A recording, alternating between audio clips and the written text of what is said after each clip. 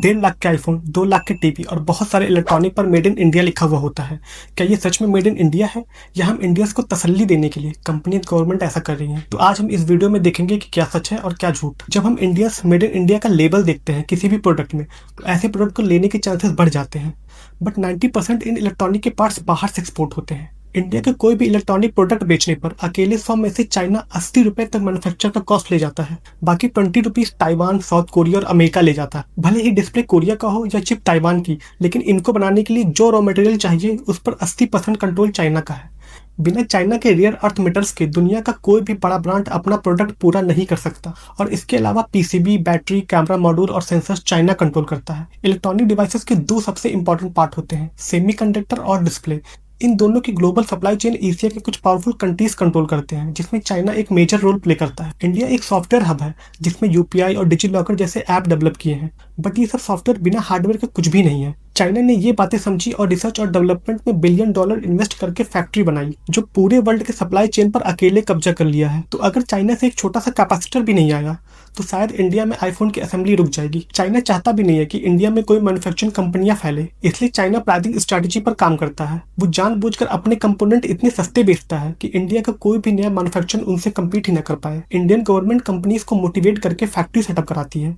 China prices और गिरा देता है और इंडियन बिजनेस बंद हो जाते हैं। जहां एक इंडियन मैन्युफैक्चरर 1000 यूनिट की कैपेसिटी रखता है, वहां चाइना की फैक्ट्री एक साथ 10 लाख यूनिट निकालती है। उनका per unit cost Indian manufacturing की रॉ मटेरियल के कॉस्ट से भी कम पड़ता है। इसका एक एग्जांपल है, 2015 तक इंडोसोलर और वेबसोलर एनर्जी जैसे सोलर मैन्युफैक्चरिंग कंपनियां इंडिया में हुआ करती थी। उस समय चाइना को डर था कि अगर सोलर पैनल्स इंडिया में मैन्युफैक्चर हुए तो इनके प्रोडक्ट कौन लेगा। इसलिए चाइना ने सोलर सेल्स की प्राइस 80% तक ड्रॉप कर दिया, जिससे इंडोसोलर जैसी कंपनियां दिवालिया हो गई।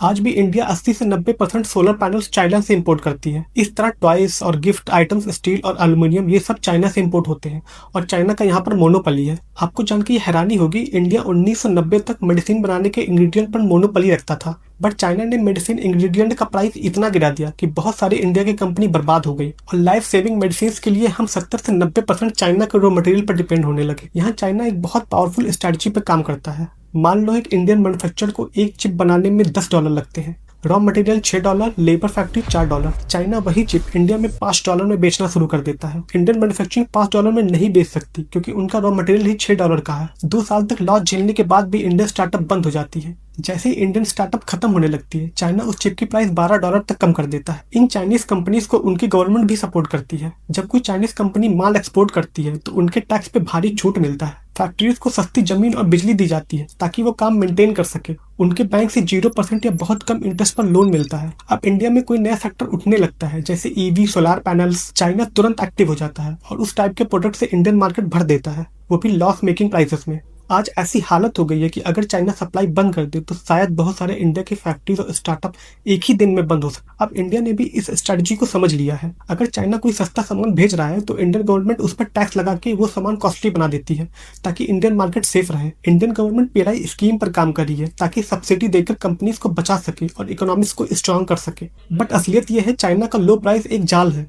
वो चाहते हैं कि इंडिया हमेशा एक असेंबलर बना रहे और मेड इन इंडिया का लेबल लगाकर प्रोडक्ट बेचता रहे, जिससे कभी मैन्युफैक्चर ना बन पाए। अब चाइना दुनिया का 60% रेयर अर्थ मेटल्स कंट्रोल करता है। इन रेयर अर्थ मेटल्स के बिना कोई भी इलेक्ट्रॉनिक डिवाइस पॉसिबल ही नहीं है। आपके पास जो स्मार्टफोन, टीवी, स्पीकर, यहाँ तक कि सेमीकंडक्टर इन्हीं रेयर अर्थ मेटल्स से आते हैं। रॉ मेटल्स को इस लायक बनाना ताकि नए सेमीकंडक्टर और इलेक्ट्रॉनिक्स डेवलप हो सके, इन्हें फिल्टरिंग कहते हैं। इसके लिए एडवांस टेक्नोलॉजी की जरूरत पड़ती है। इंडिया इस फिल्टरिंग टेक्नोलॉजी में बहुत स्लो रहा है क्योंकि IRL, India rare earth limited, सरकारी कंपनी पर डिपेंडेंट था। इस सरकारी कंपनीज को कुछ भी नया अप्रूव कराने में सालों लग जाते थे। बट गवर्नमेंट अब सरकारी कंपनीज को हटा के प्राइवेट कंपनीज एंटर करने दे रही हैं और इनके पास एडवांस फिल्टरिंग की टेक्नोलॉजी भी है और स्पीड भी। इस साल बजट में उड़ीसा और केरला में नए प्लांट्स का बजट पास हुआ है। इन प्लांट से हम सैंड से मैग्नेट निकाल के और चाइना को जाने वाले 30 से 40 बिलियन डॉलर बचाएंगे। अगर देखा जाए तो इस साल के बजट में रेयर अर्थ मेटल को भी शामिल किया गया है। इंडिया ये सब इसलिए कर रहा है क्योंकि चाइना पहले भी बहुत सारी कंट्रीज को धोखा दे चुका है। एक बार चाइना ने जापान को ये मेटल्स मेटल्स देने से मना कर दिया था क्योंकि उनका कुछ आइलैंड को लेकर डिस्प्यूट चल रहा था। जापान उस वक्त 90% तक चाइना पर निर्भर था। उनकी पूरी हाईटेक इंडस्ट्री खतरे में आ गई। टोयोटा और होंडा, सोनी, पैनासोनिक सबके $बिलियन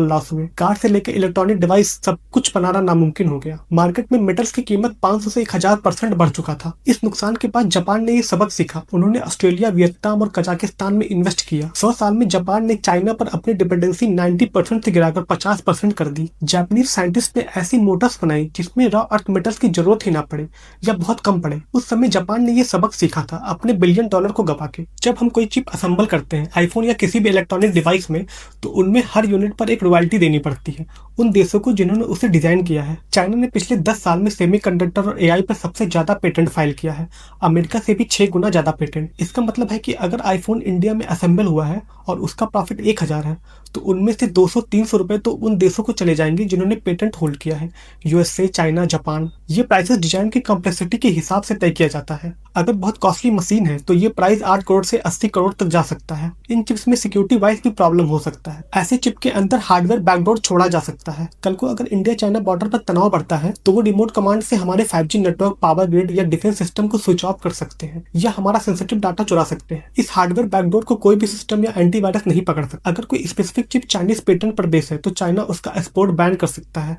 2026 के एस्टिमेट के मुताबिक इंडिया का इलेक्ट्रॉनिक मार्केट $400 बिलियन से ऊपर जा रहा है। अगर हम डिजाइन खुद नहीं बनाते तो इसका 15 से 20% हिस्सा सिर्फ रॉयल्टी के रूप में बाहर चला जाएगा, जिस पर हम सिर्फ $बिलियन बाहर के देशों को टैक्स चुका रहे हैं। अक्टूबर 2025 में चाइना ने एक नया नियम निकाला जो बहुत डेंजरस है। अगर कोई कंपनी चाइना से बाहर, मान लो वियतनाम या इंडिया में, चिप बनाती है और उसमें 0.1% भी Chinese rare earth metals use होता है, तो चाइना उसे बेचने से रोक सकता है। ये बिल्कुल वैसा ही है जैसे अमेरिका सैंक्शन लगाता है। नवंबर 2025 में चाइना ने आर्टिफिशियल ग्रेफाइट के एक्सपोर्ट पर बैन लगा दिया था। इंडिया की ईवी इंडस्ट्री और कंज्यूमर इलेक्ट्रॉनिक की कॉस्ट रातों रात बढ़ गई क्योंकि हम ग्रेफाइट के लिए चाइना पर 90% डिपेंड करते हैं। इंडिया ने समझ लिया कि जब तक डिजाइन हमारा नहीं है, रॉयल्टी बाहर जाती रहेगी। इसलिए लगभग 24+ देसी स्टार्टअप को अप्रूव किया गया है जो ड्रोन सेंसर से लेकर सैटेलाइट कम्युनिकेशन चिप तक डिजाइन कर रहे हैं। इन स्टार्टअप ने अब तक 16 फाइनल डिजाइन कंप्लीट कर लिया है, जिनमें से कुछ तो 12 नैनोमीटर एडवांस टेक्नोलॉजी पर है। Smart automotive, telecom, 5G infrastructure, AI में इन चिप्स का यूज होगा, जिसके लिए हमें चाइना या यूएसए को पेटेंट रॉयल्टी नहीं देनी पड़े। आईटी मद्रास ने वही शक्ति प्रोसेसर बनाई है जो पूरी तरह देसी है। इसका फायदा यह है कि इसका सोर्स कोड हमारे पास ही है। इसमें कोई फॉरेन बैकडोर नहीं हो सकता। फॉरेन चिप्स में सबसे बड़ा डर यही होता है कि उनमें किल स्विच हो सकता है, यानी दुश्मन देश वॉर के टाइम हमारी मिसाइल या रडार्स को रिमोट से बंद कर सकती है। इस शक्ति प्रोसेसर का use military gates, drone, power grid, satellite और मिसाइल में यूज होगा। ट्रैफिक लाइट, सर्विलियंस कैमरास और एनवायरमेंटल सेंसर्स जो सरकारी डाटा कलेक्ट करते हैं, उनमें शक्ति चिप्स प्राइवेसी मेंटेन करेगी। इंडिया को किसी यूएस या यूके की कंपनी को हर चिप पर पैसा नहीं देना होगा। कोई भी इंडियन सिक्योरिटी एजेंसी इसका एक लाइन का कोड चेक कर सकती है। इंडिया इसे अपने हिसाब से मॉड कर सकता है।